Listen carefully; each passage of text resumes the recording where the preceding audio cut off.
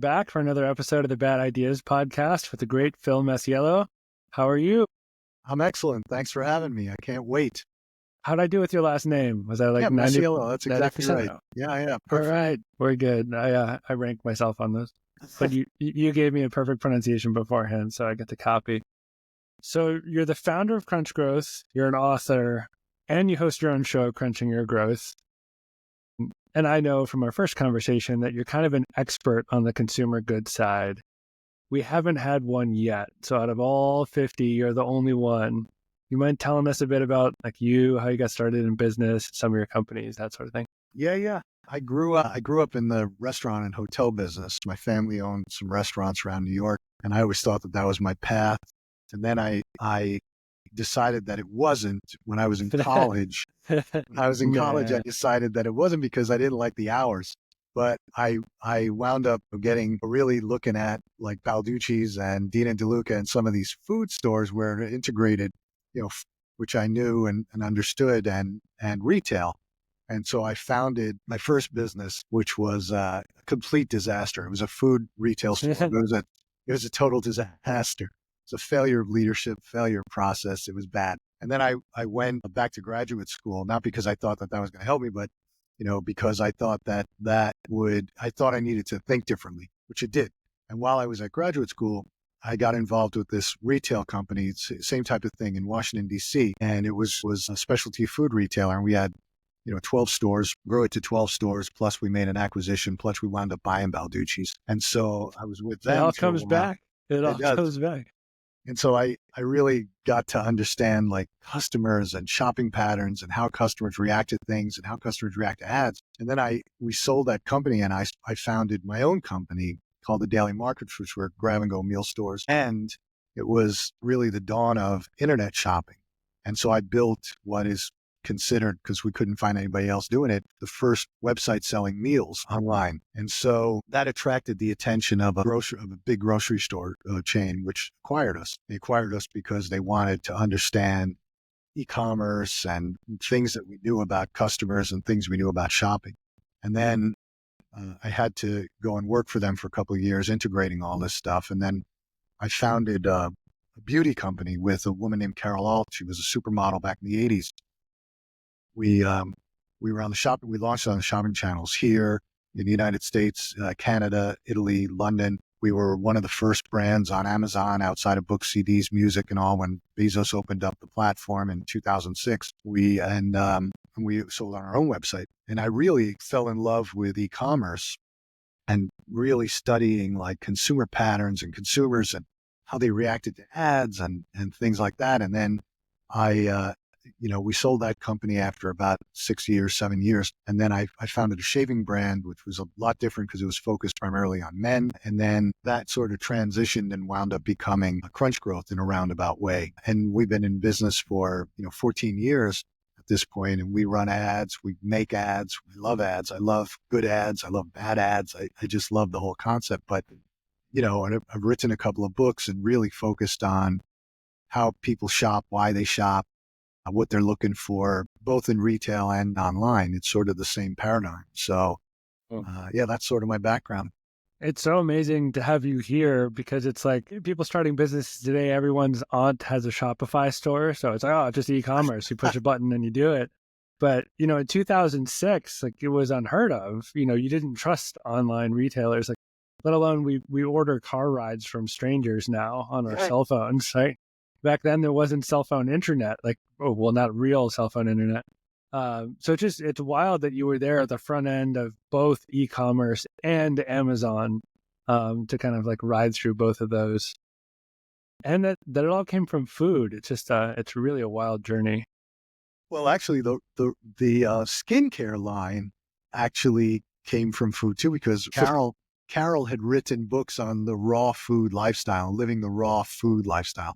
And so we built a skincare line around this whole raw lifestyle. And the developer that we had kept saying, you could eat this stuff. It's all just food. It's just what grows in nature. And we're just blending it. So, I mean, it was amazing. It was hysterical to me, but we actually took the same approach about talking about natural and talking about what it does and how you're feeding your skin. So it was You found your thing. So I'm glad we get that background in, because now the audience knows that you're someone totally without fear, because you dove into so many different things and you're honest. Some didn't work, some worked really well. I think that's, I don't know, you probably know a lot more super successful people than I do. I know you, thankfully. But, I feel like the more successful they are, the more honest they are about the things that didn't go well. Yeah. And generally the more frequent things didn't go well too. So they could learn how not to do that again. Well, look, there's no question. You could say that I have no fear, or you could say I have no brains. It's one or the other. You clearly have brains. But I'm never afraid of failing at something, because, you try it. I mean, along the way, to be honest with you, I made it brief, but along the way, there were periods of time where we tried other things. Even with even with Crunch Growth, we actually started a line and it failed miserably, and we couldn't figure out why it failed, other than the fact that we launched it during COVID. But, Could be what? and that was probably one of the biggest ones. But, we still dabble in things and so when we talk to clients, the beauty about it is when we talk to clients about, what they're doing, we do a lot of connected TV advertising, really high quality videos online and offline. And, we talk to them. When I say, this is what you should do, I can tell them I wasted X millions of dollars doing traditional TV back, between the, 2006 and 2012 era. So I'm telling you, this is how you want to do it, because I wasted the money. So I can tell you don't have to waste the money. Yeah, you don't have to waste it. I've learned how to, so I'm very open about all the flaws, and I don't know anybody who's ever been perfect, who's batting 1,000. And if they tell you they are, they're leaving a lot out. Run away. Yeah. Yeah.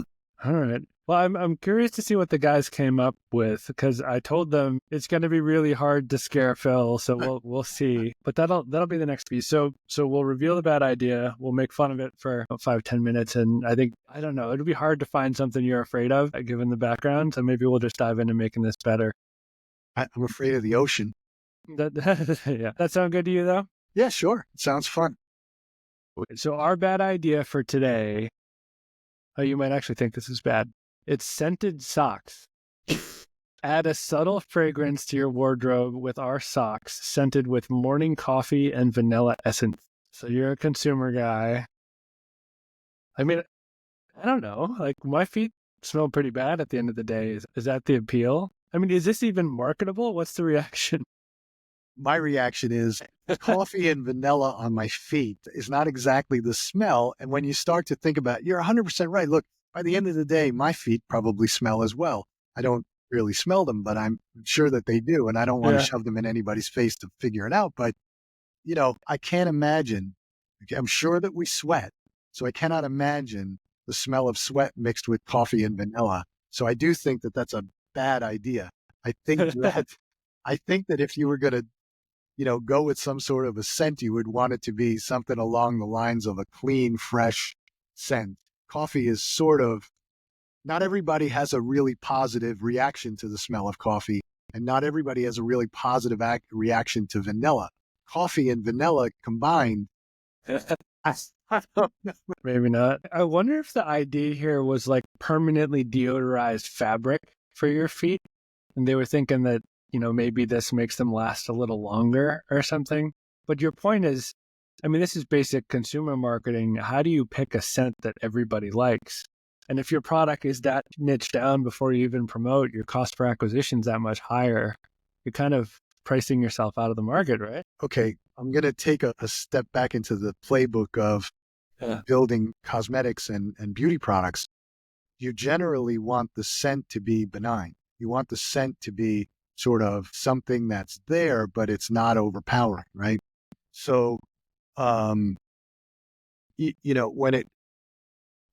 scent is a really personal thing. So when you talk about something like socks, where you're putting it on your body, right? And I'm going back now to Under Armour and a couple of others a couple of years ago when they started putting the scent of Febreze in the performance fabric, so that when you sweated, it would smell like Febreze. Yeah. The problem is Febreze smells really good coming out of the dryer.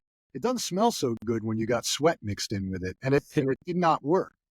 So, and Febreze is sort of a, it's one of those scents that people can relate to. And they go, oh, it smells like a fabric softener, right? Which is a common scent, but not overpowering. Coffee, it's like, why don't you just say, I want it to smell like coffee and cigarettes or coffee and whiskey or something like, smell like your bad habit. If you, it's a, there was a product I saw on Amazon the other day with, these new cups that have heaters in them, and they have mixers in them, and you set it down and it'll blend for you. Well, one had a GPS in it.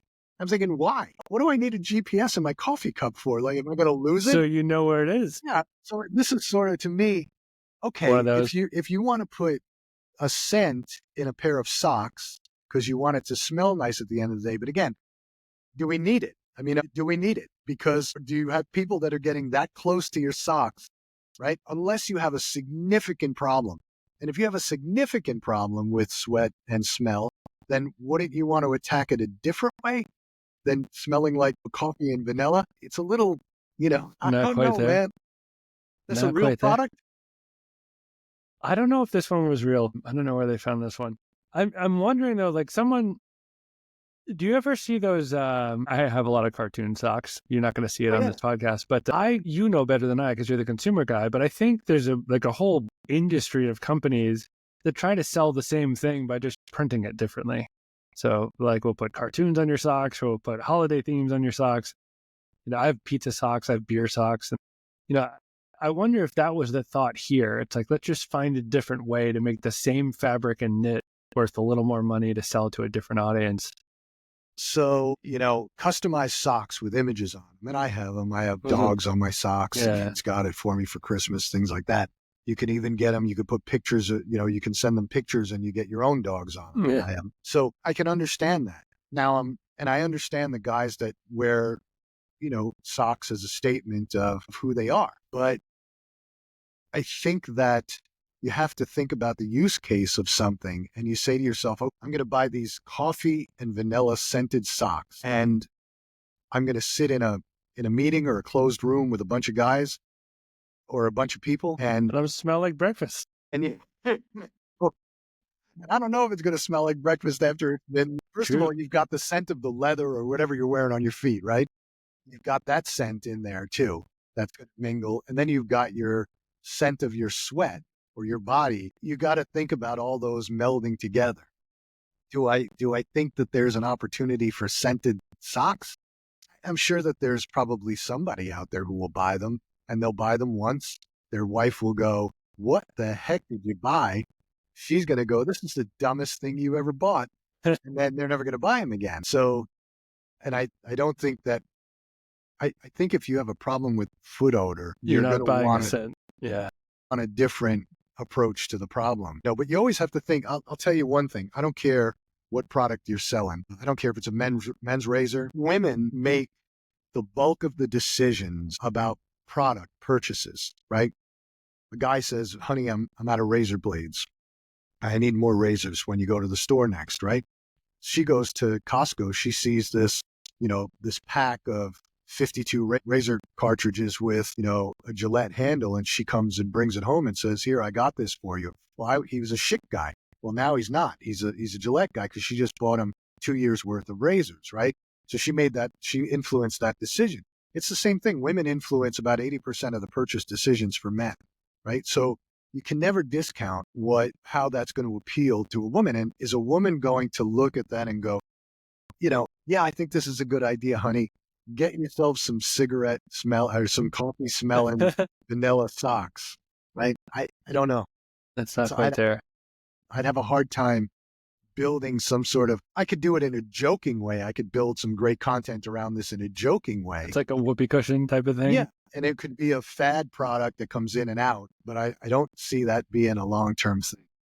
So I read this, you probably know the story, and we brought this up on our 10th episode, I think. And by we, it means I'm telling the same story too many times, which I should not do. But relevant here, when hybrid cars were coming to market, both Honda and Toyota had to sprint to get to market with theirs at the same time. And Honda, I think they released the Accord hybrid first, and it was beautiful. It looked exactly like an Accord. It functioned almost exactly the same. It just had hybrid power, so it was clean. And Toyota released the Prius that we're all very familiar with. It looked like an alien spaceship and was super, super distinct. And I think Prius outsold Honda like 100-1. It was wildly different. And what they realized was people wanted to be seen as someone driving a hybrid more than they wanted to drive a hybrid. So they were buying the image of the Prius. And I think we're seeing that in real time with the Cybertruck now. It's so striking and odd looking that, like, outside of it being really cool and an engineering marvel, people are buying it to be seen. I mean, do you see that happening outside of coffee smelling socks? Do you see that happening, more frequently across the consumer space, like people buying things with the purpose to be noticed or to stand out? Yeah, I mean, when you look at how people are affected today into what they're buying, right? A lot of it comes from social media. A lot of it comes from what's happening on social media and how good the video is, right? And how good they are at selling the story. But you take, for example, those cups that were out about maybe a year ago that were selling in Target. I forget the name of them now, but it was nothing more than an insulated cup, and they came in different colors. But they started selling online for more than you would pay for them in Target because people wanted them and they couldn't keep them in stock. And so it became a thing where people wanted to be seen with this cup, right? And in the beginning, people wanted to be seen with their Starbucks cup because they wanted everybody to know that they went to Starbucks. So absolutely, I think that people buy what are the jackets, the coats from Canada, Canada Goose. Oh, Right? yeah. Yeah, so you have the emblem on the shoulder. On it, right? Okay. So what you're saying to me is that you spent, a lot of money to buy a coat. But that's the reason that people are always aspirational. They want you to think that they are somebody, above where they really are. So they use things as a status drive. Coffee smelling socks. That's not I don't know if that would be a status driver. I think people would talk about you behind your back. I really do.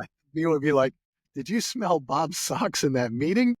I mean, he smells like coffee, and you don't want to go around smelling like coffee. I'm a heavy coffee drinker, but I don't. If I walk around smelling too much like coffee, if I go in to give my wife a kiss, she'll say, "You smell like coffee. Go brush your teeth." And she's right. People don't necessarily. It's not always a pleasant smell to a lot of people. Some people are tea drinkers. Some people are not coffee or tea drinkers. So, I don't know if that's what you want. And a lot of people don't necessarily like vanilla. Yeah. I think it's fascinating that the sense of smell has so much power. Because you think about, like, you can sell, I mean, I think the Cybertruck's cool, but I think it's ugly. And I think it does a lot of business because it's ugly.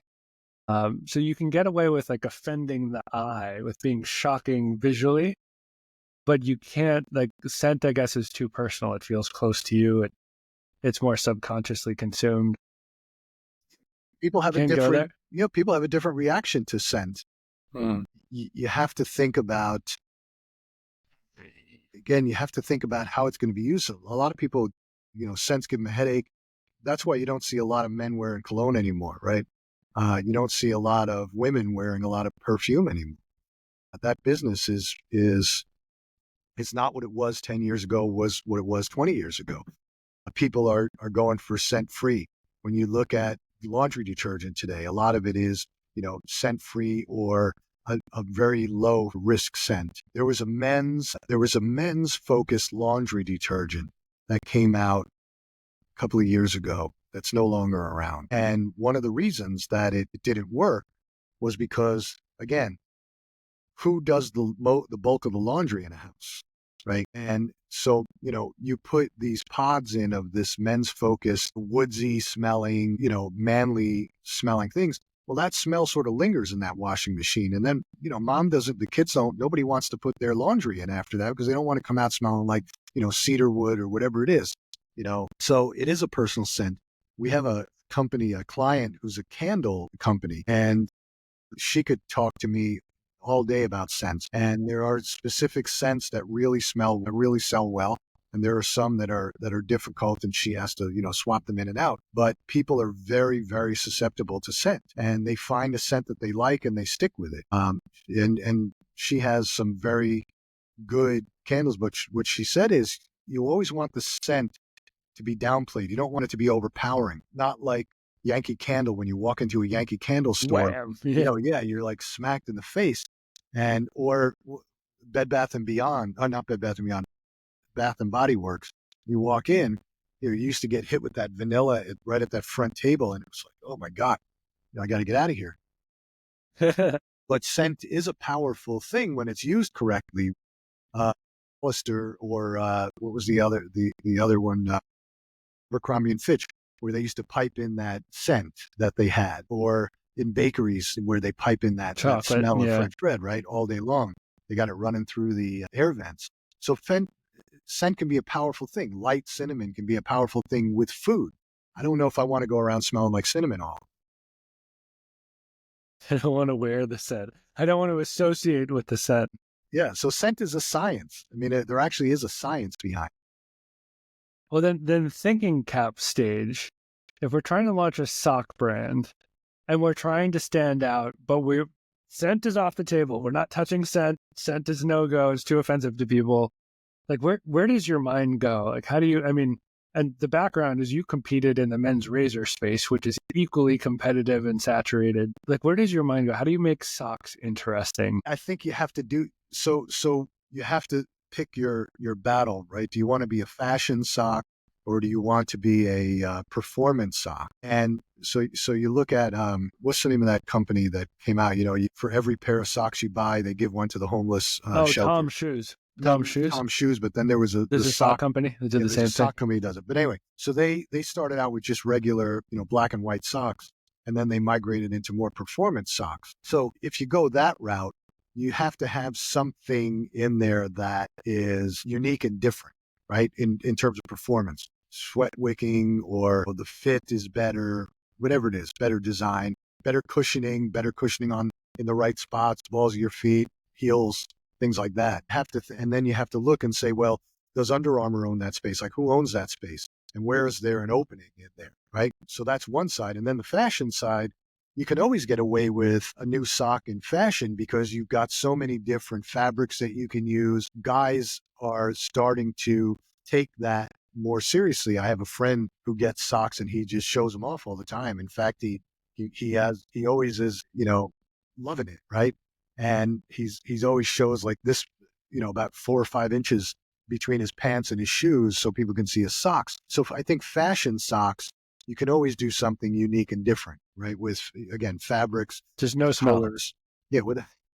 I really have to think about that, but I from what I know about the consumer, I think that would be a rough sell. No, I think I agree with you.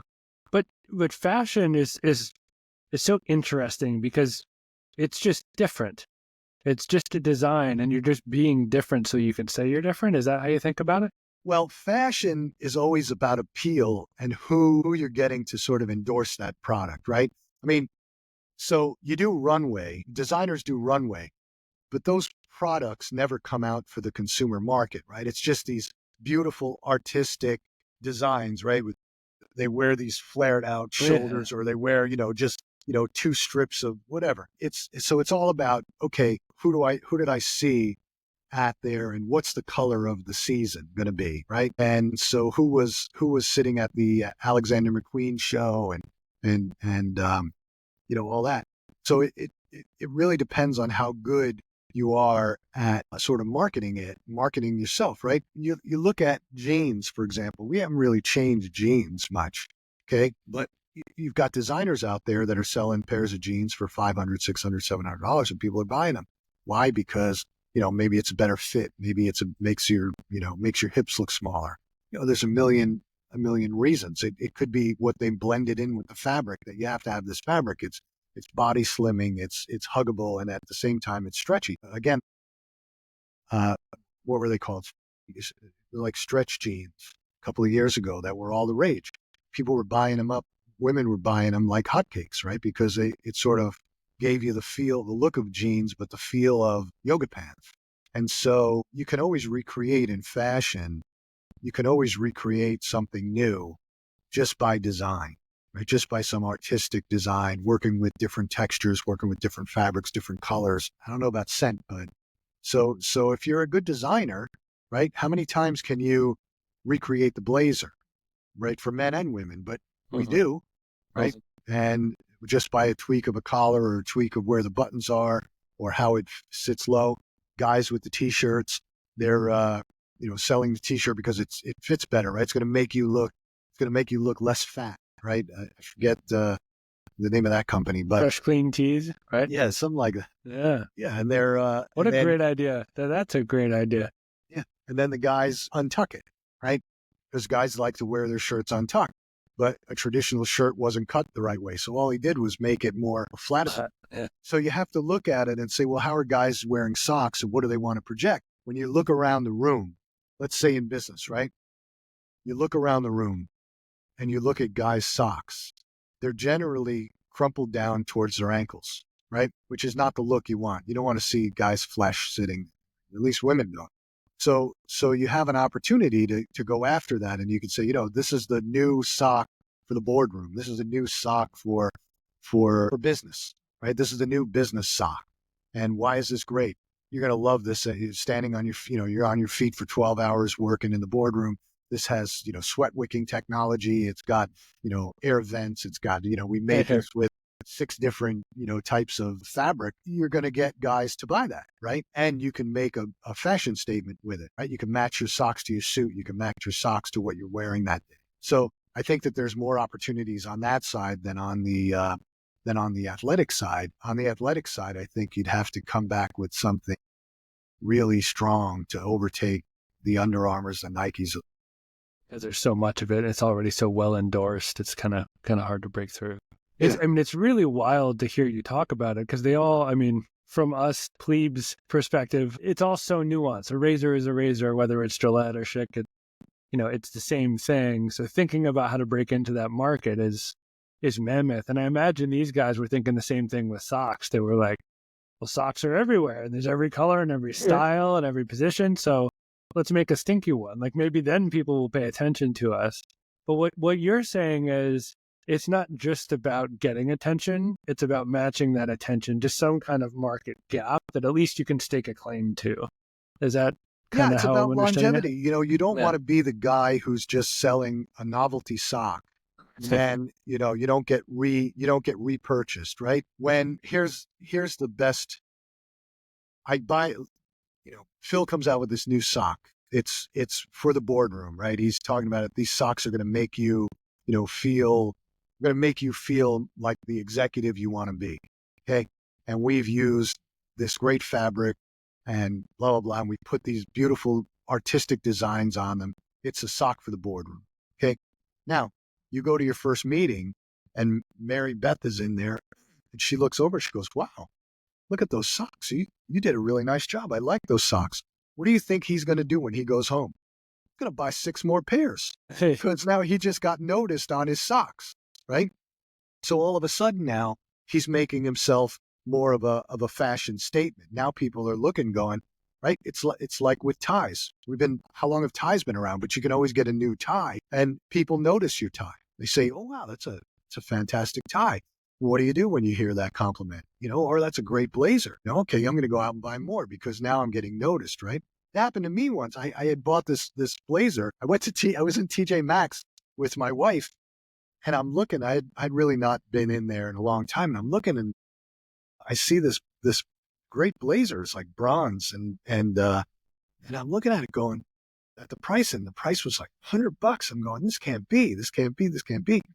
And so I took it up front and it was, and I got it sized correctly. I got it, altered, and I wore it. The first time I wore it,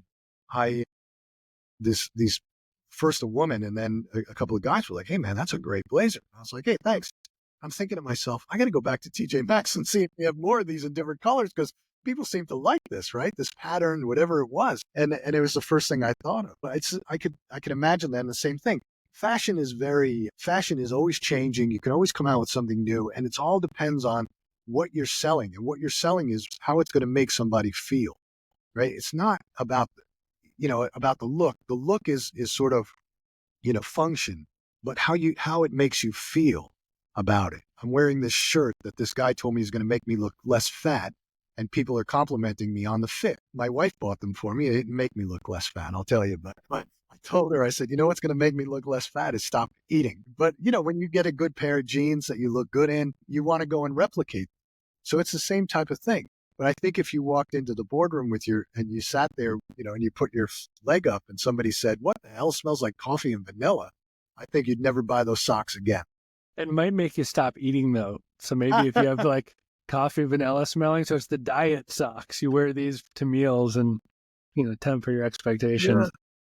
But it's truly, there are some things that people come up with that they overthink, or they think that they got a great idea and they don't necessarily, right? Mm-hmm. And I coach a lot of young entrepreneurs and startup guys, and I love that. I love being involved in the entrepreneurship community.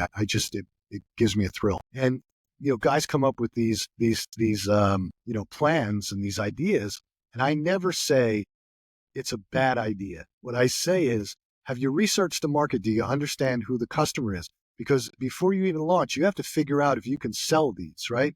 So find a customer who's going to buy these and make sure that they're going to buy them again.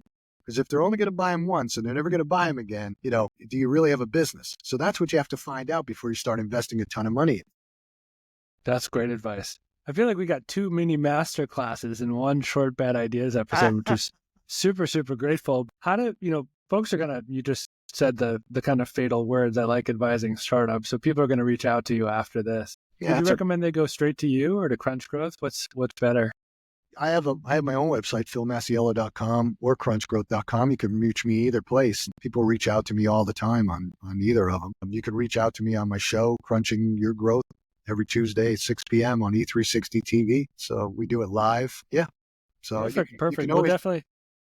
We'll get your links up. We'll send some folks your way. I think, just the way you are, your approach, how honest you are about your experience. I think it's truly a unique thing. We're grateful to have you here on the show and for your honesty about how bad our bad idea truly was. But we learned a lot too. I think positioning is so hard for people to wrap their head around, and you've seen so much of it and explained it in such a simple way. This really created some value. So thank you so much. Yeah, I enjoyed it. I had a lot of fun. I think that made me think. And now I'm sitting here thinking I had to go and get on a call with some of my folks and go, what do you think about this idea? They go, because I have young women, men, I have all these things. I just want to see what other people will think, because we were having a laugh this morning because I came across this cup with a GPS in it. And I'm going, why would you have this? And I looked it up, and the guy's selling like one a month. So, it's obviously not a great idea. There you go. Well, thank you so much. Appreciate the time. We'll link out to you so people can get in touch and see where it goes. Thank you. I appreciate it, man. Thanks for having me. It was fun.